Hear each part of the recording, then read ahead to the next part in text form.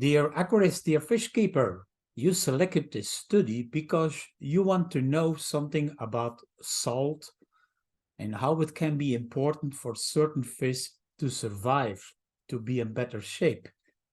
And as a researcher, I get sometimes very interesting publications that I want to share with you because you can learn lessons from it, how to keep the fish in the best conditions. So let me share here the study. I will show the link below where you can find your study yourself when you're interested to see more details what's all being done, because I will give you the most important parts which I think I selected for you that might be most interesting. I don't want to go too much technical detail, just the general aspect of this study. It was the effects of salinity on the gill histology in Sailfin Velifera. It's the molly, the hyphen Sailfin molly, Poecilia velifera. Because the abstract tells here what the study is about. It's fish live in aquatic areas with varying salinity from freshwater to seawater. The gills are one of the most important osmoregulatory organs for maintaining the saltwater balance. And in this study, changes in the gills of those mollies acclimated to 20, 30, or 40 and 50 parts per thousand of salinity in the laboratory were examined histologically and immune histochemically. I will not go too much in all details because it talks about the mucus and mitochondria-rich cells and shock proteins. But what it was that it's based on the histological and the immunohistochemical results. It is thought that the cytological and molecular arrangements of the cells in the gills of this molly, Sailfin molly, under different levels of salinity are essential for the regulation of the ion and salt balance. And why do I give this study? Because I see a lot of those Sailfin mollies die, getting weakened, getting skinny, emaciated, and die because they're kept in soft, non-salty water, because this fish loves salty water, and you will see what this does to the fish.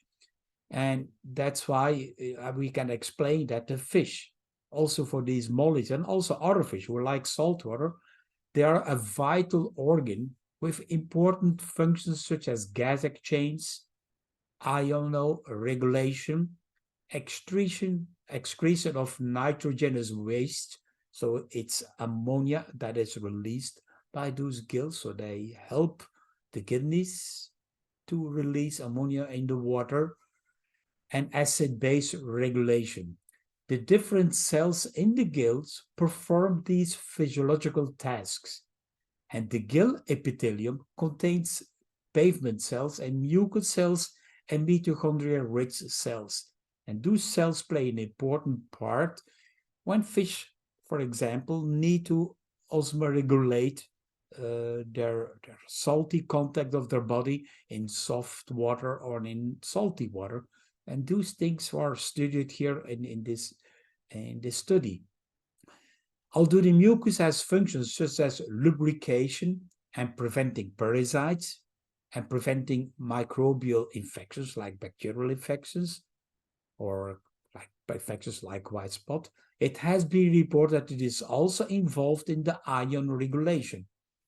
And this will be showing in the study here that in the 150 brood-sized veliferas aged 2 years and older were supplied by a producer, and they were acclimated for 7 days in 55 liters aquariums with 0 salinity in the reverse osmosis water, all acclimated at that soft water. So they started from 0 and kept at 25 degrees Celsius and a pH between 7 and 8.